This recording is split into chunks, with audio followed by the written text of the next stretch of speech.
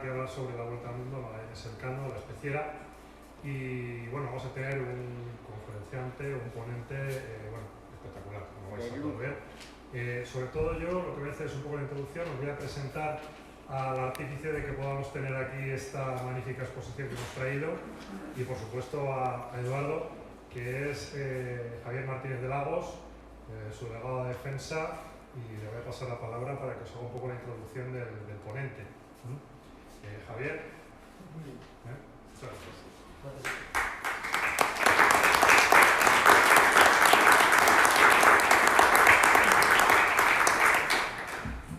Bueno, buenas tardes, señor alcalde, gracias por la invitación. Y sí, efectivamente, la Subdelegación de Defensa, estamos en Burgos, yo soy su delegado, tenemos una de las misiones, una de las funciones nuestras, es la difusión, lo que decimos o le llamamos difusión de la cultura de defensa. Esto es, ir contando en diferentes instituciones, foros y demás, qué son las Fuerzas Armadas, qué hacemos, cómo lo hacemos, pero también contamos nuestra historia. Entonces por eso llevamos exposiciones y damos conferencias, pues como he dicho, en diferentes, donde nos llaman o donde nos reciben. Entonces aquí estamos ahora con la exposición esta de la primera Vuelta al Mundo, que yo luego ya nos lo contará mucho más ampliamente el capitán de navío Eduardo Bernal. Pues la primera Vuelta al Mundo es, como definió el rey cuando inauguró esta exposición en Valladolid hace ya 2 años y pico, es la mayor epopeya de la historia de la navegación mundial. Que es la primera gran hazaña, que es impresionante. Yo siempre digo que no sé si eran locos, inconscientes, osados o no sé qué les pasaba, pero luego ya nos contará el capitán de navío lo que hay. Entonces estamos encantados de que haya llegado aquí la exposición de la primera Vuelta al Mundo, y para conocer mejor esta historia, no solamente leyendo los paneles, que está muy bien, pues para acompañarnos y contarnos la historia, ha venido desde Madrid el capitán de navío Eduardo Bernal, que ingresó en la Escuela Naval en 1977. Su currículum como marino es amplio. Voy a contar una parte del currículum porque ha navegado por todos los mares y muchísimos navíos.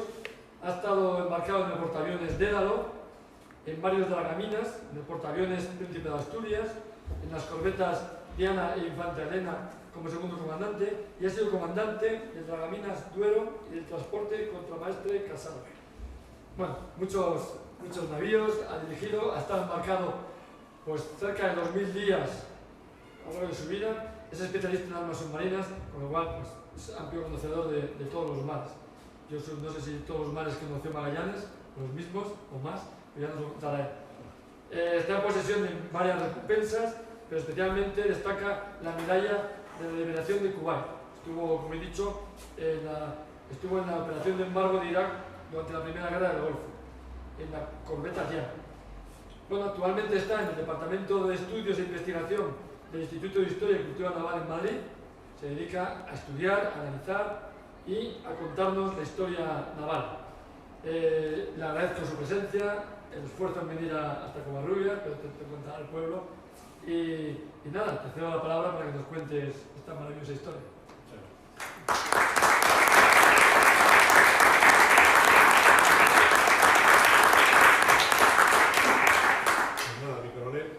Muchas gracias por los halagos, querido público. Estoy encantado de estar aquí por segunda vez.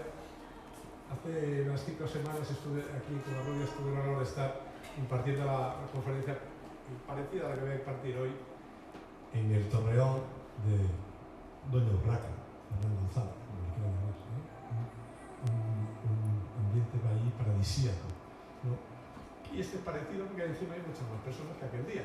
Entonces, vamos a hablar de una visión de conjunto de lo que fue la primera circunnavegación, que no era lo previsto a la Vuelta al Mundo. Lo previsto era un viaje a la especiería, que ahora verán, está en las Islas Molucas, y a lo largo de sucesivas diapositivas verán dónde se encontraba, y entonces el rey Carlos, la empresa que encargó era exactamente ir allí y volver, con las especies, pensando que las Islas Molucas pertenecían a Castilla. Magallanes empezó el viaje y Juan Sebastián del Cano lo terminó, y con especies. Bueno, aquí tienen una visión de conjunto completa y fácil que se ve cómo fue el viaje, los 5 naos que empezaron y la única que llegó, a lo largo de más de 3 años. Y ahí se ve una imagen fácil y rápida de todo lo que les voy a contar. Bien, aquí viene una carta, pero antes de hablar de la parte geográfica, de la que existe, Magallanes se puso en manos de Carlos I para intentar que le patrocinara un viaje de la especería con una serie de naos, una serie de hombres, una serie de cosmógrafos, una serie de capitanes, y porque él era portugués de nacimiento, y había navegado para las órdenes del rey Manuel de Portugal, había hecho muchas campañas, pero no estaba contento con él, entre otras cosas porque pues estaba mal pagado, le debía una serie de tal. Total, que él tenía un plan de ir a la especería y sabía que en el reino de Castilla iba a ser bien tratado. Iba a ser bien tratado, le iban a dar títulos, le iban a dar cargos, le iban a dar responsabilidades, le iban a dar recompensas, le iban a dar, en fin. Entonces, con una serie de personajes, entre ellos un cosmógrafo que se llama Rifalero, pues se fue a Castilla y se puso a intentar vender su producto y su empresa al rey Carlos. Esto, para ello, aparte de la especería, se trataba también de comprobar si las Islas Molucas, que luego la verán en unos mapas sucesivos que os voy enseñando, si pertenecía a Castilla o no, por las razones que ahora les diré. Magallanes quiso convencer al rey de que efectivamente, y gracias a su cosmógrafo, que las Molucas, que están al sur de las Filipinas, para que se vayan haciendo una idea si no les suena, pertenecían a Castilla. Porque el mundo por aquella época, como ahora veremos en otro tratado, estaba dividido en 2 partes prácticamente. Una era de Portugal, la parte de demarcaciones de mares y de costas, y la otra era de Castilla, en virtud de una serie de tratados. Para ello se hizo una preparación de un viaje de 5 naos, se trataba de que fueran 5 naos, 2 años de viaje, con 250 hombres. La cantidad no es exacta, es más de 200. Oirán por ahí 230, 240, 250, en fin. Hubo entre deserciones, gente que embarcó en otro puerto, otros que se iban, en fin, ¿no? Pero en fin, eso ahora mismo es lo de menos. Se trataba de salir de Sevilla un 10 de agosto y de Sanlúcar un mes y 10 días después, el 10 de septiembre de 1919. Ya les digo que la revisión era de 2 años, luego como verán duró más. Para ello, efectivamente, volvieron un barco y 18 marinos. De 5 y 200 y pico, pues eso es lo que volvió. ¿Por qué? Pues a base de escorbuto, de asuntos de justicia, de ataques de los portugueses, en fin, emboscadas con indígenas, porque el viaje era arriesgado de lo suyo, efectivamente, sobre todo las enfermedades. Bien, este lado tan bonito que ven ahí lo pongo porque es la primera representación que existe desde que se dio la vuelta al mundo. Es de 1544, que ya habían pasado años, se llama de Framauro. ¿Qué pasa con las especias? ¿Por qué es el viaje a la especería? Las especias es un nombre que, como todos saben, se le dan a ciertos productos para dar aromas y son de origen vegetal. Bien, el clavo, el jengibre, la canela, etcétera, etcétera. En aquella época eran muy valiosas porque en Europa no había especias, entonces había que ir a Asia, a las Indias, a por ellas. ¿Por qué? Porque no existían las neveras ni los conservadores para alimentos como hoy y necesitaban pues, evitar el mal olor, dar una serie de sabores distintos a los alimentos que enseguida entraban en descomposición. Pero es que además tenían propiedades medicinales. Entonces eran más valiosas, eran casi más valiosas que el oro. Y entonces pues era tanto los holandeses como los portugueses, como todo el mundo andaba detrás de las especias. Y donde había que ir era las Molucas, que era una de las tierras que más tipos de especias tenía. Porque ya digo que en Europa había carencia. Bien. Vamos ahora, continuando con la parte geográfica, fíjense qué concepto tenían en aquella época de lo que era el mundo. El mundo, primero que solo conocían un hemisferio. Se conocía Asia, se conocía Europa y se conocía África. Pero fíjense que está orientado, ese mapa tan raro que ven ahí, que es una forma de T y una O, es un mapa que indica los 3 continentes que se conocían y los mares o ríos que los separaban. Está orientado al este, si se fijan, no está orientado al norte. Oriente es este también. Entonces, tenían ese concepto de la orientación, que si yo ahora mismo lo giro 90 grados, ahora seguro que les suena más conocido. ¿Y qué es la tesa roja? Pues era, por ejemplo, entre Europa y África, pues el Mediterráneo. Entre Asia y Europa, los ríos rusos. Y entre Asia y África, pues el Mar Rojo, el Golfo de Adén, etc. Esa era la representación que había. No que la Tierra no fuera redonda, eso se conocía perfectamente. Por mucho que les digan por ahí, no hagan caso. La Tierra se sabía desde los griegos que era redonda. Lo que pasa es que se suelen representar las esferas en una circunferencia plana, como ven ahí, y aparte, se sabía que era redonda, pues por ejemplo, parece que está escrito ya desde los griegos, pues por ejemplo, porque la luna es redonda, el sol también, los barcos se perdían en el horizonte navegando, o sea, había evidencias de que la Tierra se sabía que era esférica. Bien. ¿Qué más? Ya les he hecho ese mapa y ahora verán, en un mapa ya más moderno, con la T que les he dicho, lo entenderán mejor, ¿verdad? Bien. Bueno, ahí viene una representación de un mapa de 1459 en el que ya se vislumbra que por el sur de África hay un paso. Había incertidumbre tanto por el sur de África, no digo nada de América que ni se conocía. ¿Por qué les cuento esto? Los portugueses que les llevaban la delantera iban navegando hacia el este, o sea, hacia la derecha, antes de descubrir ese posible paso que ven con la flecha amarilla, por el Mediterráneo. Llegaban a Turquía, en Asia, la ruta de la seda, la ruta de las especias, el de Marco Polo, y ahí se hacían acopio ya de especias desde aquella. ¿Qué pasa? Que con la toma de Constantinopla aquello se fue complicando y los turcos iban dominando cada vez más esa zona del Mediterráneo y los aventureros que iban a por las especias eran objeto de asaltos o de impuestos o de impedimentos. Entonces, los portugueses que nos llevaban a la delantera, ya verán por qué, porque el viaje de Magallanes empezó en 1519, pero ya desde 1480 y tantos estaban los portugueses yendo al este, a las Indias, a por especias. Y dijeron, mira, estamos convencidos que por ahí abajo se puede ir, vamos navegando, vamos con nuestros barcos, vamos tan tranquilos y nadie nos va a dar el follón, ni impedimentos, ni ataques, ni impuestos, ni nada, ya llegaremos. Y por eso les pongo esa utilidad del descubrimiento que tenía por el sur de África a través del Cabo de las Tormentas, que hoy se llama el Cabo de Buena Esperanza. Bien.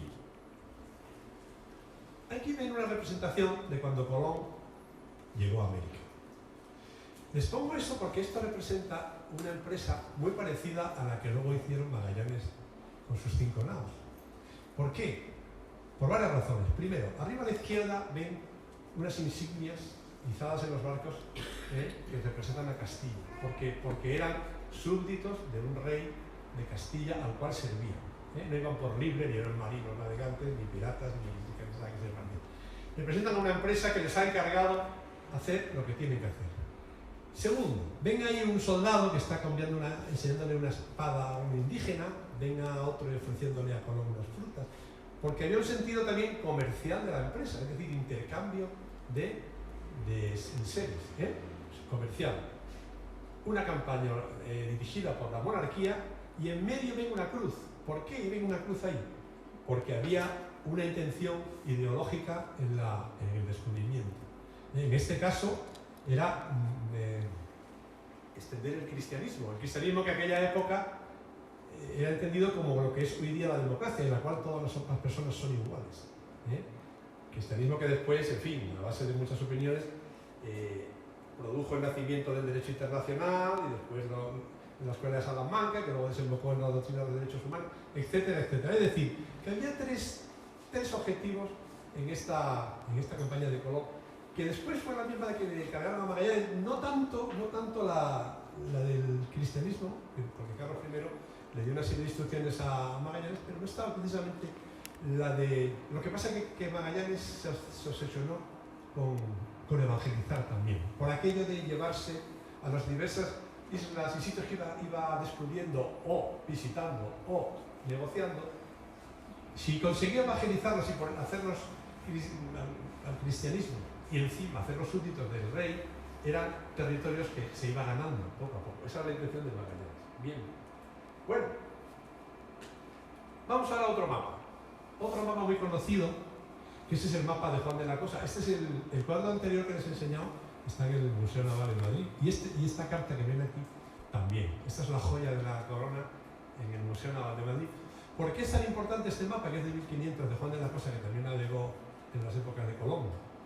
Porque es la primera vez que se representa América en un mapa. ¿Ven? Esa parte que ven no muy definida, de color verdoso, si se fijan a la derecha y al centro, pues ya se ve bien, más o menos bien Europa, se ve África, se vislumbra Asia, pero América todavía no se ve bien. De hecho, en el medio pueden ver, además no estaba muy bien definida. En el medio ven ahí una especie de, se supone que es Cuba, que es casi tan grande como España. O sea, no estaban las proporciones perfectamente definidas. Pero bien, ya era el primer mapa que se veía un concepto del mundo más ampliado, ¿no? Y hay una raya ahí en medio, un meridiano que se llama, que dividía al viejo y al nuevo mundo, perdón, sí, que era la raya que dirimía en lo que se llama el Tratado de Tordesillas. Ese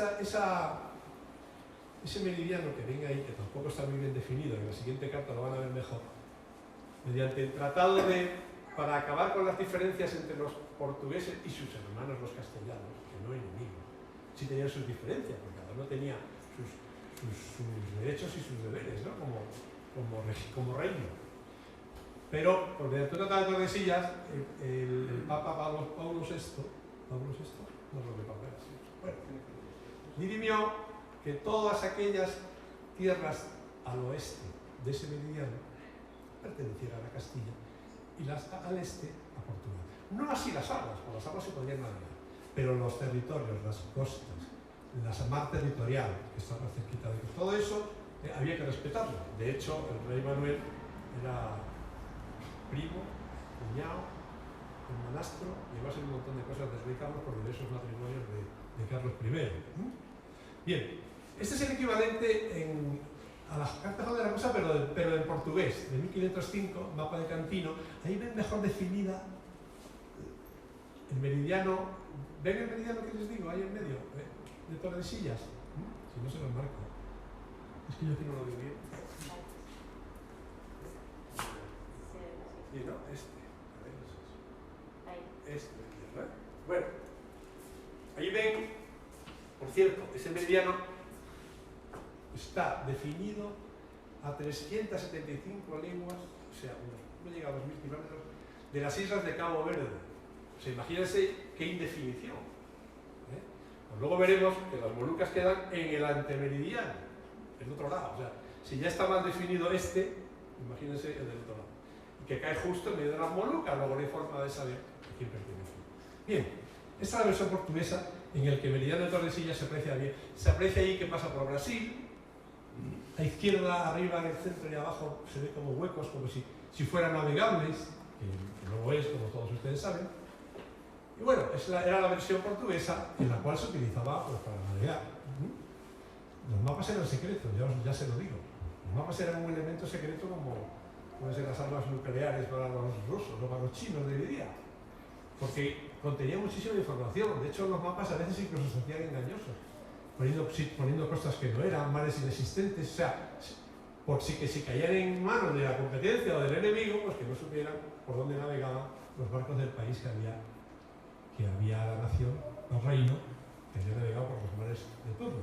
Bueno, aquí ven una imagen muy bonita, en las que les insisto que Portugal nos llevaba es el Vasco de Gama llegando a Singapur, contándole al Rajá de Calcuta, de Calicut, contándole cómo es su país Portugal y cómo es el rey Manuel. Pero esto es del año 1497 al 1499, que fue la campaña de Vasco de Gama. Ya Bartolomé Díaz, la flecha amarilla que les puse antes, llegaron a la conclusión, después de varios intentos los portugueses, de ir bajando poco a poco por la costa de Portugal, perdiendo el miedo porque al principio, por ejemplo, Bartolomé Díaz, el anterior Bartolomé Díaz, no llegó hasta el Golfo de Guinea, porque había unas leyendas de que había una serie de monstruos marinos que se comían a los barcos de las personas, de acá la gente tenía mucho pánico de ir bajando. Un desconocimiento tan grandísimo que hoy día no lo entendemos porque conocemos todo, pero de aquella.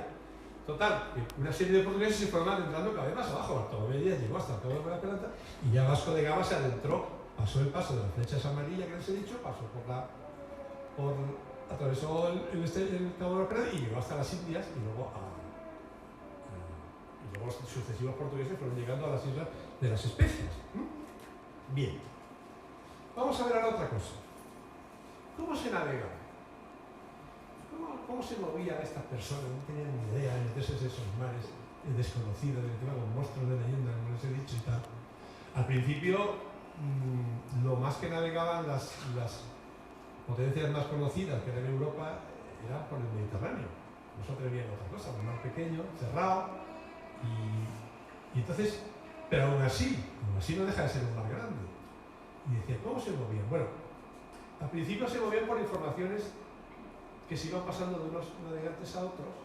Pues aquí hay un cabo que destaca, allí hay un montículo que no sé qué, por aquí hay un golfo, ten cuidado, por aquí hay un castillo, etc. Entonces iban apuntando una serie de accidentes de la costa, iban apuntando todo lo que unos iban pasando de unos a otros. Al final eso lo pasaban a un cuaderno que se llamaba derrotero. Derrotero no de derrota, de derrotado, sino de una derrota que es una línea de navegación, un camino, una autopista. Y ahí ven un antiguo derrotero, por ejemplo, que les pongo de muestra primero, y ya tenían una fuente de información. ¿Qué más? De repente apareció la brújula, muy pronto, en aquella época, la media, un invento chino.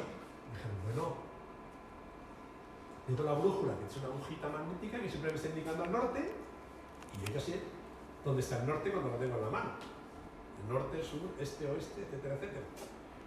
Luego, de resultas de los movimientos, iban pintando y haciendo lo que era un mapa, o sea, lo que nosotros llamamos los marinos una carta náutica, y ahí ven una imagen de la primera carta pisana de 1200 y pico, en la cual ya tenía el navegante que tenía, tengo la brújula, tengo el derrotero con los datos y tengo una carta. Yo quiero ir de Palma de Mallorca a Valencia. Bueno, está aquí, pongo la brújula y dice que vaya por aquí. Pues ponía la brújula en el mapa y decía, para allá, al noroeste. Bueno, por supuesto no llegaba a Barcelona ni a Valencia, llegaría a lo mejor a Almería, porque había corrientes, había vientos, era todo muy inexacto, pero no importa, yo llego a Almería, lo tiro para arriba y llegaré a Valencia, costeando, ¿no? Apareció otros elementos de situación, como este que veis ahí un señor mirando por un palitroque, que se llama ballestilla. Ballestilla, que es un palo con un ángulo que yo pongo un extremo en el horizonte marino y el otro en la altura de un astro. ¿Por qué astros se guiaban?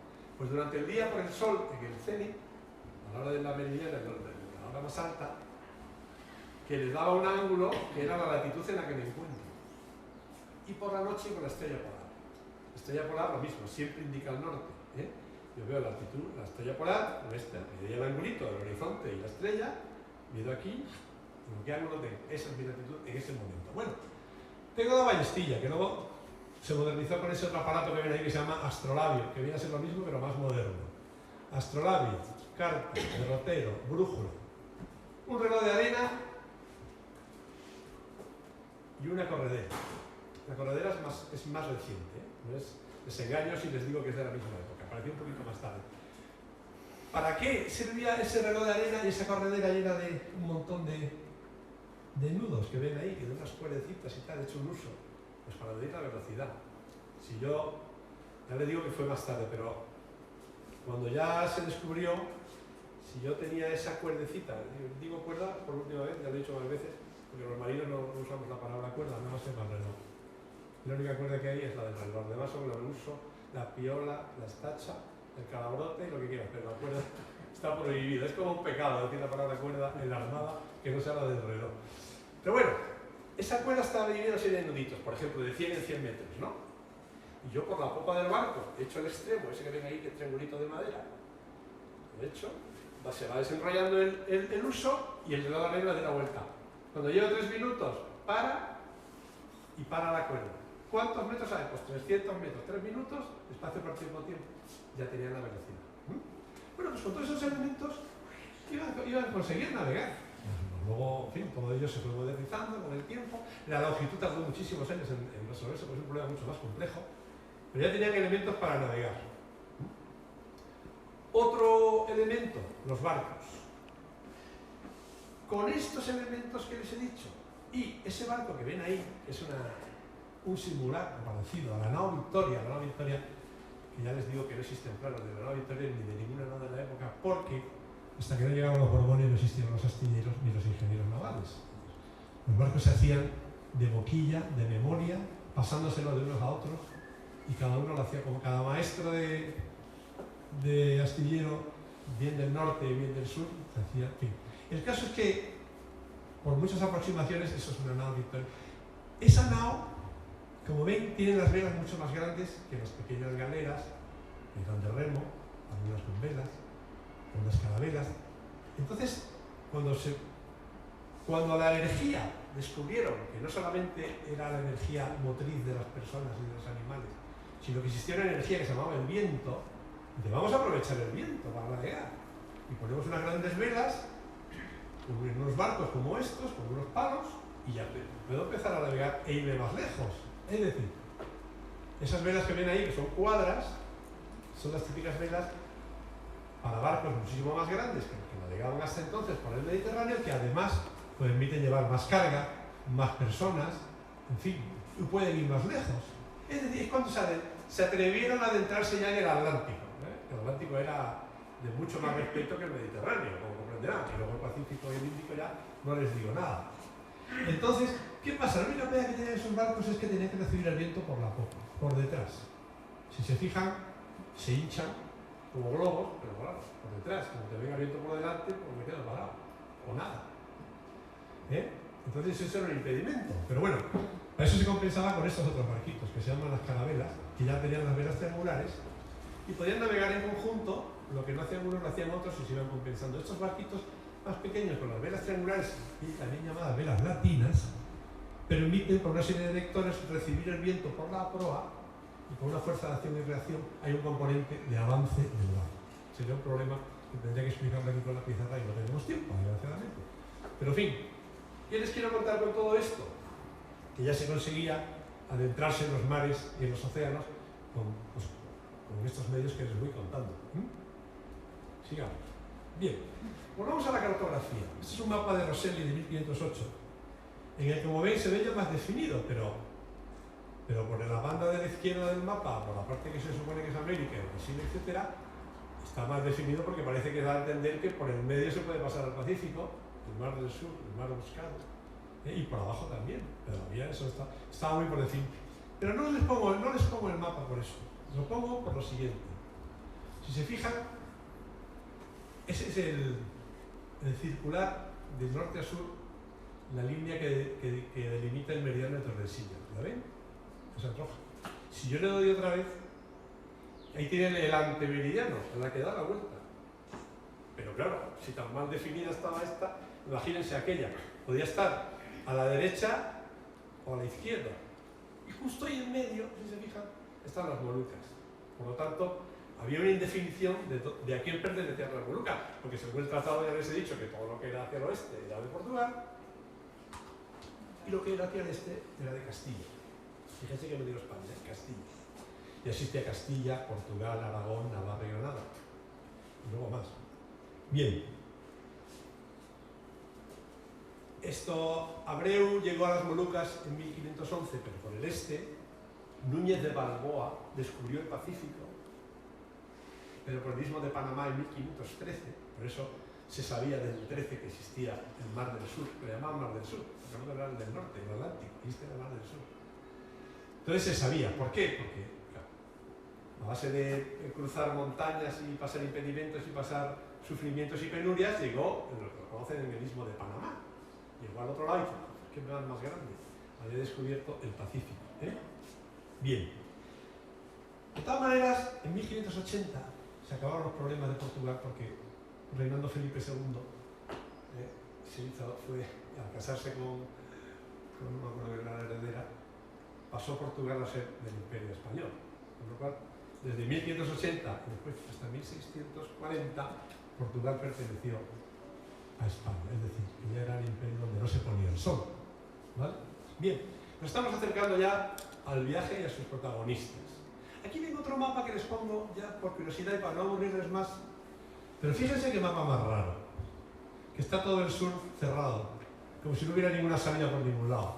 Pues es el típico mapa, casualmente de 1519, de un tal Lopo Omen que dijo: vamos a hacer mapas ahí engañosos para que los castellanos no se adentren a hacer sus aventuras por el oeste buscando las especias y navegando por el Pacífico. Por supuesto, el mapa es mentira, como podrán de comprender. Bien, esto es a título de curiosidad. Vamos, y llegamos ahora al momento de los protagonistas de este viaje a la especiería. De los muchos que había, pues les voy a poner los 6 principales. El primero, por supuesto, es el rey Carlos I, que con 18 años, 17, 18 años llegó a Castilla para ser coronado rey, como nieto de Fernando el Católico e hijo de la reina Juana, y vino con su corte de Amberes, los flamencos. En fin, no fue muy bien recibido, como todos sabrán, pues si saben las historias de los comuneros y de las germanías de Aragón, pero tenía que venir a Castilla, era el futuro emperador del Sacro Imperio Romano Germánico y encima rey de Castilla, y ya el Sacro Imperio sería como Carlos V. Bien, él es el principal artífice de que la campaña de la especiería se llevara a cabo. El siguiente protagonista, por supuesto, Magallanes. Magallanes, un militar muy experimentado, no muy navegante, pero sí muy experimentado. Había estado ya en muchas aventuras con Portugal, había estado en el Índico y en las Indias, navegando hacia el este, sabía perfectamente lo que había allí, y tenía un proyecto, que fue, como les he dicho al principio, que es el que quería proponer al rey Manuel, al cual abandonó por motivos crematísticos, entre otras cosas. Bien. Elcano. Juan Sebastián Elcano era un maestre. El maestre era como un segundo comandante de cualquier nave, pero tenía muchísima experiencia, muchísima.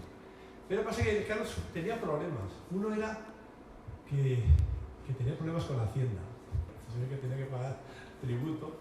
Otro, que le debía mucho dinero a la corona de las sucesivas campañas que ya llevaba a sus espaldas. Total, tenía un barco que hasta lo vendió porque no tenía donde caerse muerto prácticamente, y se vio obligado a apuntarse a la expedición de Magallanes para sobrevivir, ¿no? Bien, otro. El obispo Fonseca. El obispo Fonseca era un ministro encargado de los asuntos de las Indias, que apoyó la idea. ¿Por qué? Porque al principio, cuando llegó Magallanes con su cosmógrafo brifalero y una serie de personas más a proponer el proyecto al rey Carlos, no creéis que el rey Carlos a la primera transigió, ni muchísimo menos. Es más, toda la corte que tenía al lado aconsejándole que nada, este hombre, menuda aventura, ir a llevar las especies y saber cómo se va a llegar, si sabéis hay un paso de Magallanes por el sur de América. ¿Pero qué dice? Bueno, no le creían nada. Total, que salió este burgalés que ven ahí, que se llama, no se me vaya a olvidar, Cristóbal de Haro, que era un comerciante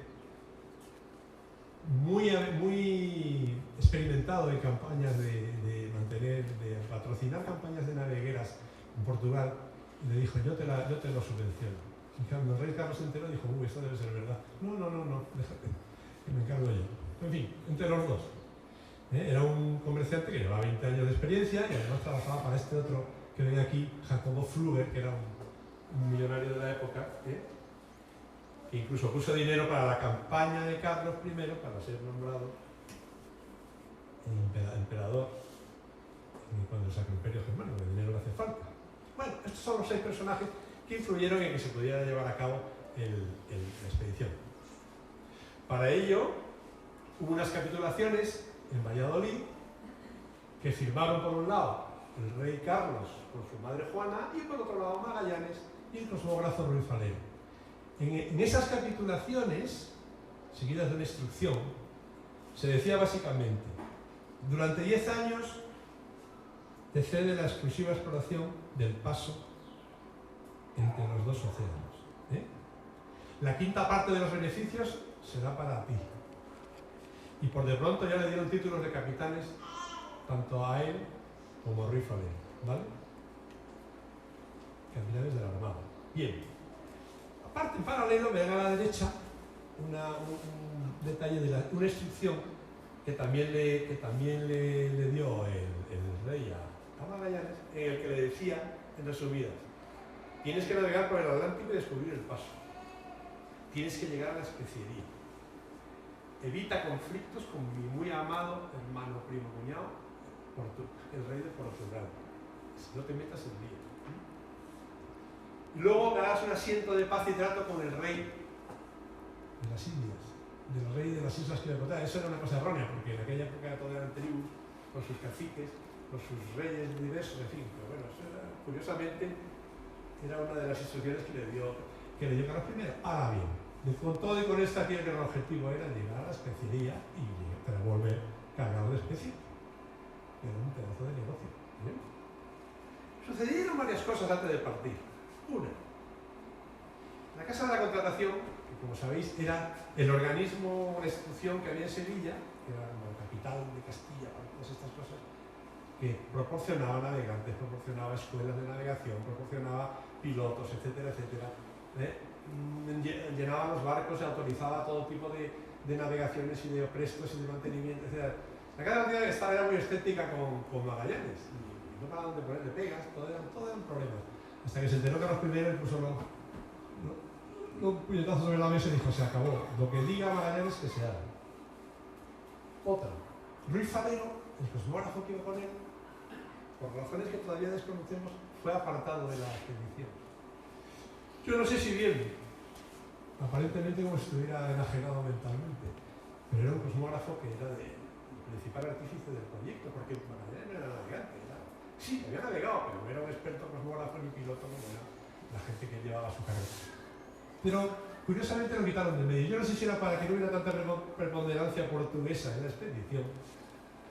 El caso es que se lo quitaron de medio y pusieron en su lugar a un tal Juan de Cartagena, ya castellano, como veedor de la expedición.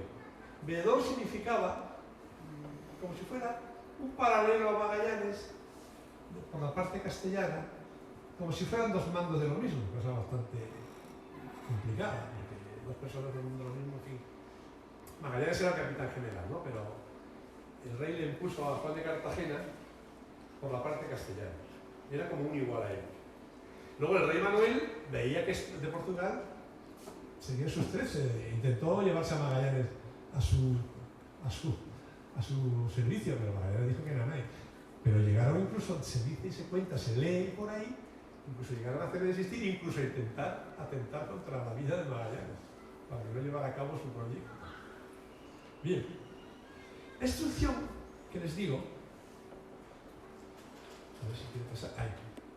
Hay un tercer punto en esa instrucción que les he dicho también, paralela a las capitulaciones, en las cuales luego les diré por qué Magallanes no fue muy entendido, no era muy respetado, había muchos recelos con su persona, por parte de sus capitanes de la expedición, porque era muy callado.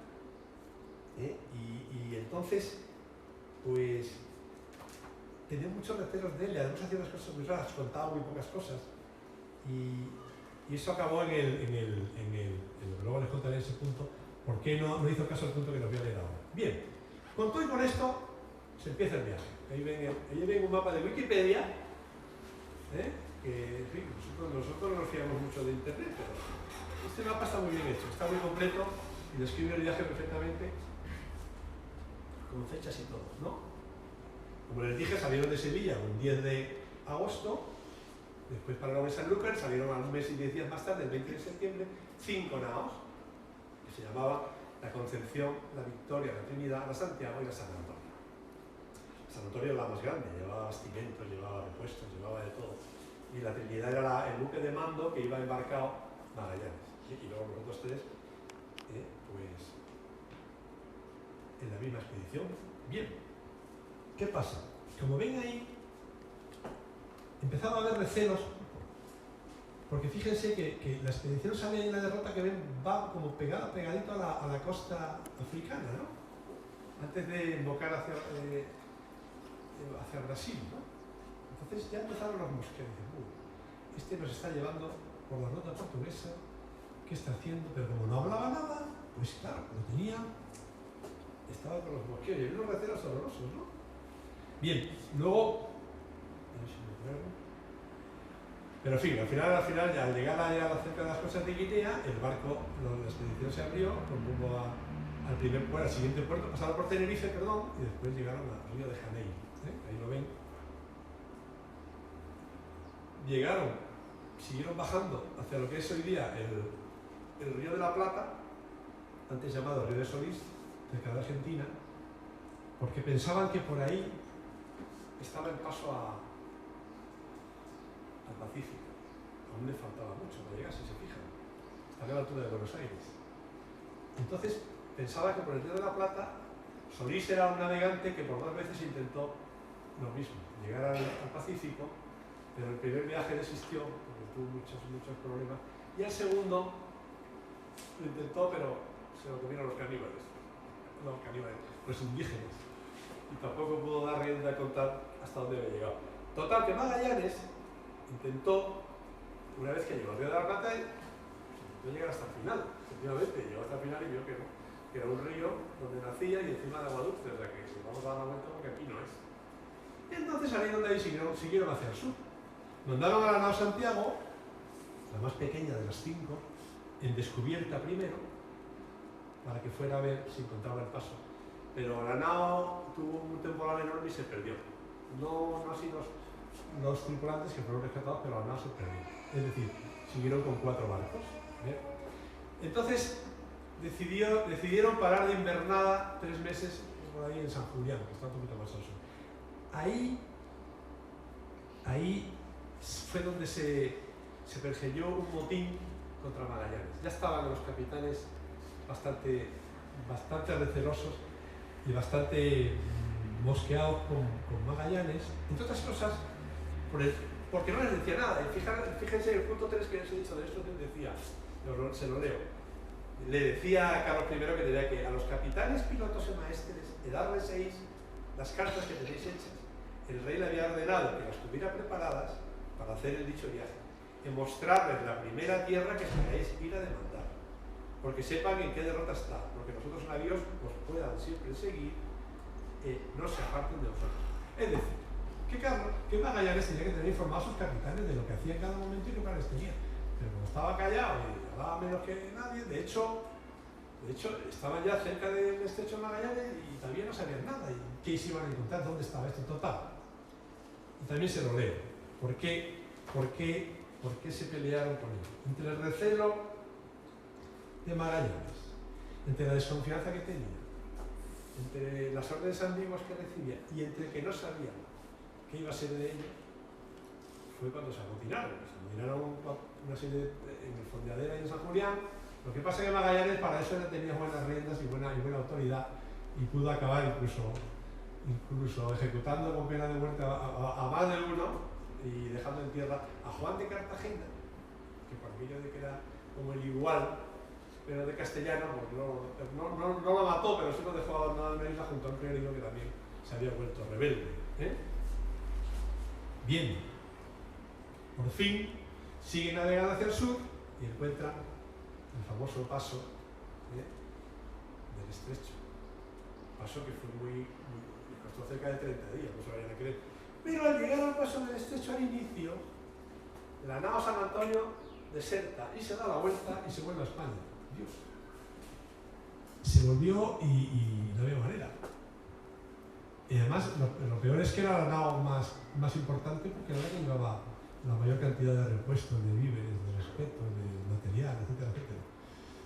El capitán de la San Antonio decidió dar la vuelta, se rebeló y se fueron, llegaron hasta España, se presentaron al rey, le metieron una excusa de que habían descubierto el paso, que los otros habían desaparecido y que lo habían encontrado. Total, como no se lo creyeron, de hecho lo detuvieron, pasó 2 años en prisión, en fin. El caso es que quedaban 3 naos, las 3 naos con nombres de mujer: la Concepción, la Trinidad y la Victoria. Encuentran el estrecho y por fin llegan, después de un mes, al cabo que lo bautizan como Cabo Deseado, de las ganas que tenían de llegar. Bien, ya hemos encontrado el estrecho de Magallanes, ya lo hemos atravesado. Primeramente se llamó el estrecho de Todos los Santos, y empezaron a navegar una navegación muy penosa de 3 meses por el Pacífico. Ahí les ven navegando por el Pacífico durante 3 meses, muy penoso, murió mucha gente por escorbuto y por otras razones, hasta que llegaron a la isla de los Ladrones, hoy llamada las Islas Marianas, y por fin se pudieron aprovisionar un poquito de agua y víveres y tal, pero también tuvieron que salir corriendo porque los indígenas les asaltaban y les robaban todo. De hecho, por eso lo bautizaron como la isla de los ladrones. Y por fin llegaron a Filipinas, al archipiélago llamado archipiélago de San Lázaro, ya lo ven ahí a la derecha, arriba, el 16 de marzo de 1521. Llevamos ya casi 2 años. Los capitanes seguían medio recelosos porque veían que Magallanes empezó a navegar, ahí lo ven en un recuadrado, por las islas Filipinas, por el norte, y no acababa de ir hacia abajo, hacia el sur. ¿Qué le pasa? O se ha perdido, o tiene alguna intención, o quiere hacer algo. Unas versiones dicen que quería ir visitando, negociando con diversas islas para evangelizarlas, para llevárselas a su muerte y tomarlas en posesión en nombre del rey de España. Otros que se había perdido y seguía a ponientes en vez de bajar hacia el sur. El caso es que allí, curiosamente, en una de las islas que recaló, que es la isla de Cebú, que ahí lo ven también, hizo buenas migas con un cacique que se llamaba Humabón. Humabón, que tenía, pues era una isla desarrollada, tenía su puerto, cobraba impuestos, en fin. Entonces, Humabón siguió las instrucciones de Magallanes, se convirtió a su mujer, convirtió a la mitad de los nativos de ahí que tenían, en fin. Todos fueron de la senda de todo lo que les iba diciendo Magallanes, a veces con milagrería y a veces con evangelización, en fin. Llevaban clérigos, El caso es que se hicieron muy amigos y se dispuso a las órdenes del rey de España y del rey de Castilla, etc. El caso es que le dijo un magón que tenía un cacique de los islotes de alrededor, de las islas de alrededor, concretamente de la isla de Cebú, Mactán, gracias. Que se llamaba Lapu-Lapu. Era un cacique que se negaba a seguir las instrucciones de un magón, ni de Guabón, ni de Carlos, ni de Magallanes, ni de nadie. Entonces, aquí viene una secuencia muy extraña en las reacciones de Magallanes, que dijo: muy bien, voy a someter a este Lapu-Lapu para que te siga a ti y luego al rey de España. Y le dijo Magón: bueno, pero yo te apoyo, yo te ayudo, yo voy, yo te mando. No. Yo con unos cuantos hombres y 4 o 5 botes me bandeo. Digo, bueno, allá que va Magallanes, todo valiente, con sus 4 botes y 40 o 50 hombres, no más, a enfrentarse a la isla de Mactán, a la Lapu-Lapu. La Lapu-Lapu estaba esperando con una serie de 1500 indígenas con lanzas y flechas, y que ni 40 arcabuces de los castellanos, ni españoles, ni 40 nada. Allí, claro, aquello fue una masacre. Empezando por el propio Magallanes, que allí acabó, allí perdió su vida, allí murió y encima allí lo descuartizaron. Claro, ante el estupor de los otras naos viendo lo que estaba pasando, ¿no? Pero claro, nadie tiene esa reacción total. Aquí ven una de las imágenes que existen de cómo, una imagen del combate de la batalla y del gran error que se dice que fue de Magallanes. Total, que el resto salieron despavoridos, volvieron a Cebú con un babón, y este babón dijo: bueno, estos castellanos no son tan fuertes como parecen, si cualquiera los ataca, y yo, como les he apoyado, ahora el Lapu-Lapu va a venir por mí y me va a dar las de Caín. Con lo cual le prepara una emboscada a los que quedan y hace una gran cena en homenaje a los castellanos y a los españoles, me llenan de todo. Bueno, no les he dicho al principio que había una cantidad de gente de diversas naciones embarcadas en la expedición, no solamente españoles y portugueses, holandeses, hasta ingleses, había de todo. Bueno, el caso es que nos organizan una gran cena, que es una emboscada, y empiezan a matar gente que vamos, los diezma hasta tal punto que tiene que salir corriendo e irse de allí las 3 naves que quedan, que como les dije era la Concepción, la Trinidad y la Victoria, pero en el intento de salir se dan cuenta que es que no tiene nombres. No tiene nombres para manejar los 3 barcos, con lo cual uno hay que sacrificar. Y la Concepción, que era la que estaba en peor estado, dice: esta la quemamos.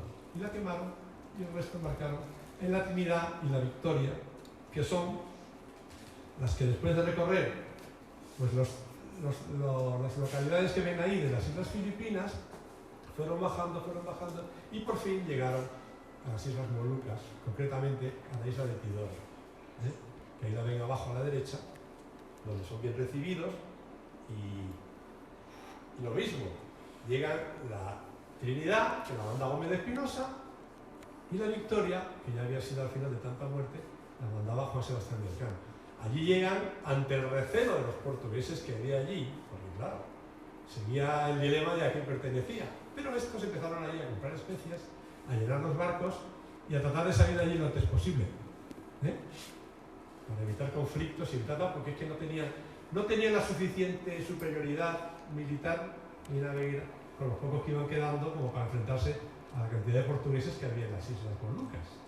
Entonces, intentan salir, como os digo, a volver por donde han venido. O sea, no dar la vuelta, sino volver por el Pacífico.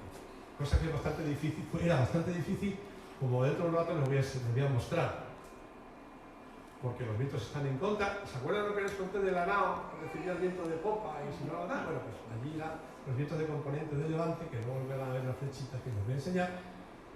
Pero aún así, intentan salir las dos y la Trinidad está bastante deteriorada, muy mal, muy mal. Total, que dan la vuelta, vuelven a entrar en Tidore, intentan repararla, vuelve a salir y ya el Cano decide, le dice al otro, mira, yo me voy a ir por el Índico.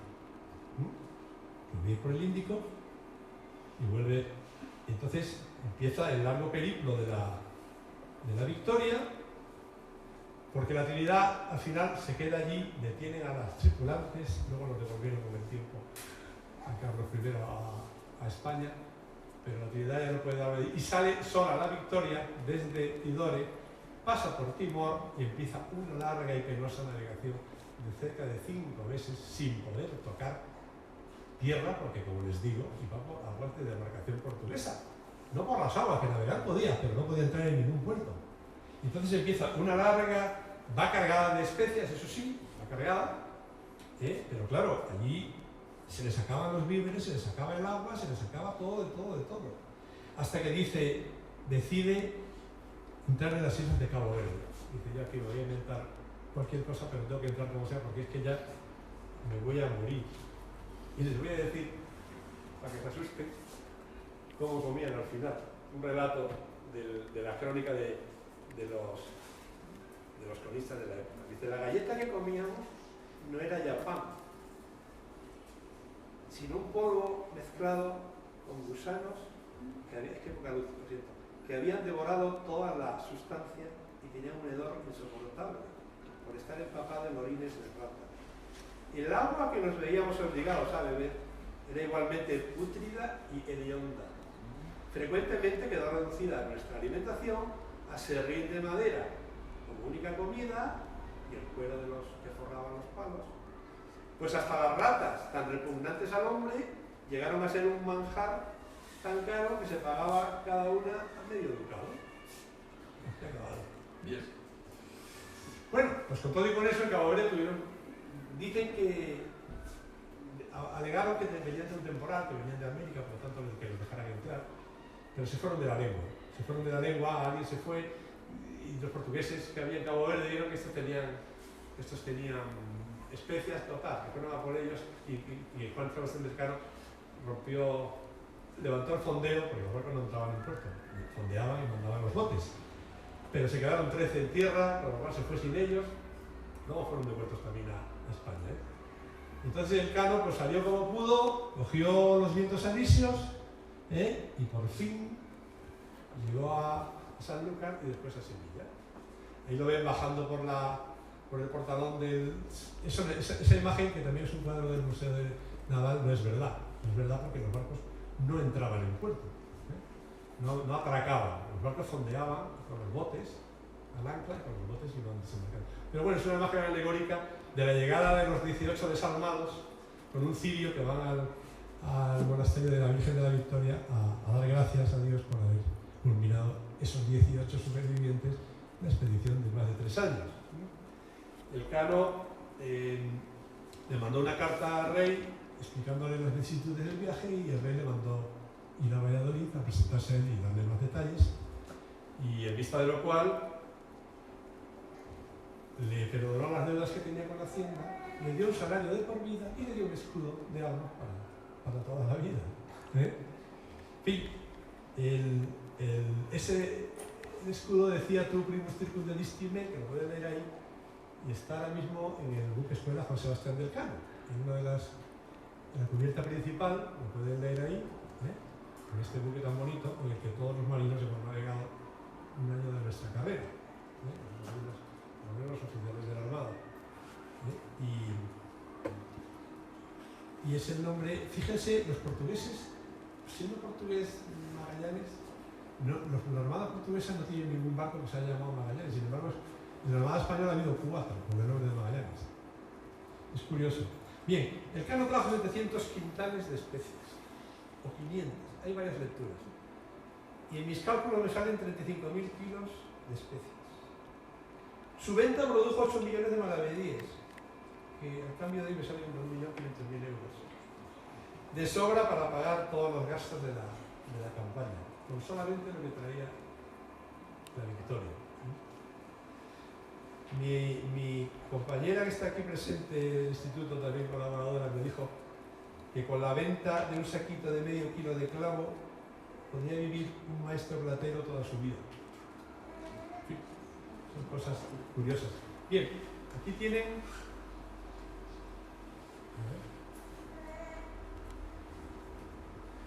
Aquí tienen el régimen de vientos, lo que les he dicho antes, el régimen de vientos del Atlántico. Si se fijan, esos son vientos alisios del norte y alisios del sur. Son los que se utilizan hoy en día en los veleros, en las regatas y tal. ¿Qué hacía Colón en la carrera de Indias? Pues, y la carrera de Indias después, salía por arriba, ¿lo ven? Y siguiendo el régimen, llegaba a América y el régimen de vientos se volvía por abajo. ¿Qué hacían los portugueses? Salían de Portugal, lo mismo que hizo Magallanes, si se fijan. Se acercó hacia Brasil, bajaba a coger los alisios del sur, cogía los vientos favorables para recibirlos por la popa, llegaban a Cabo de Buena Esperanza y volvían exactamente al revés. Volvían por la Esperanza, subían hacia el norte buscando los vientos alisios para tal. Eso es el Atlántico. Fíjense un mapa de hoy del Pacífico. ¿Ven las flechitas todas apuntando hacia la izquierda? Esas eran las flechitas del viento de levante, de componente este, e hicieron que las expediciones que iban hacia Filipinas, desde el estrecho de Magallanes, o bien desde el centro de América, o donde fuera, pues iban con vientos favorables, pero fíjense que tienen todo en contra para volver. Es decir, la expedición que tardaba unos 2 meses en llegar a Manila, se veía forzada, estamos hablando de 1522. Se tardaron 45 años, hasta que en 1565, Urdaneta, no lo veo bien. ¿Están las dos? Sí. Fray Andrés de Urdaneta, primero navegante y después monje, un gran estudioso, cosmógrafo, en fin, de todo, viajando con Legazpi, decía que había una forma de volver. Pero esto estamos hablando de 1565. Y ahí ven esa curva por el norte, yendo hacia Japón, buscando las corrientes de Kuroshio, creo que se llama. Encontraron una serie de vientos más favorables, que si se fijan en lo que les enseñé antes del Pacífico, porque claro, esto lo están viendo de hoy, esto que ven aquí pintado, imagínense en aquella época, hace 500 años ni idea. Fíjense que por arriba hay más totum revolutum de vientos, como si fueran coger vientos más favorables, pero claro, eso tuvo que ser Urdaneta el que lo descubrió. Urdaneta, que hoy día tiene un monumento en una ciudad filipina que lleva su nombre, que es el que ven ahí en la imagen. Por supuesto, el regreso eran de entre 4 y 6 meses. Muy bien, pero ya se había conseguido regresar. Es decir, se fundó lo que se llamó el Galeón de Manila. Teníamos la carrera de Indias, que les he contado antes, que iban de Europa a América y volvían, y ahora teníamos el Galeón de Manila, que iba desde América hacia las Indias, sobre todo a Filipinas, buscando el comercio de China. Y regreso. Teníamos ya 3 continentes unidos, si se fijan. Es lo que hoy día llamamos la globalización. Que ya por aquella época los españoles ya la habían descubierto. Bien. Y para terminar, estoy acabando ya, aquí ven un mapa con las delineaciones actuales de lo que era el Tratado de Tordesillas. Efectivamente, si se fijan, sale que pertenece a Portugal. El antemeridiano real. De todas maneras, Carlos I, en 1549, dijo, mira, te las cedo, te las vendo a las Molucas por un pastón. y hizo un negociazo, no así Filipinas, fíjense, están más o menos en la misma longitud. ¿Por qué? Porque nadie conocía nada de nada, pero Carlos, que era muy listo a esas cosas para los negocios, le pegó una clavada, siendo portugués, encima le sacó dinero. O sea, un negocio redondo, ¿no? Eso fue en 1529, a los 7 años de haber hecho el bien. A ver si me hace caso esto. Bueno, y con esto prácticamente termino la conferencia. Ahí pueden ver una cantidad de derrotas pintadas, no veo bien los colores, pero bueno. Ven en las carreras de Indias, veo en la pantalla aquí, en color rojo, tanto el galeón de Manila como la carrera de Indias por los españoles. En color verde, tanto de la costa como hacia el Índico, de los portugueses. En verde, en amarillo, las expediciones españolas, y en verde por la costa, como les he dicho. Y luego esa marrón que sale de Perú, también de Perú ahora, también es una guerra española. Es decir, se habría conseguido lo que me han puesto en el anuncio de esta conferencia, el abrazo del mundo. Bueno, y ahora ya para acabar, les voy a poner un vídeo muy simpático, a ver si les gusta.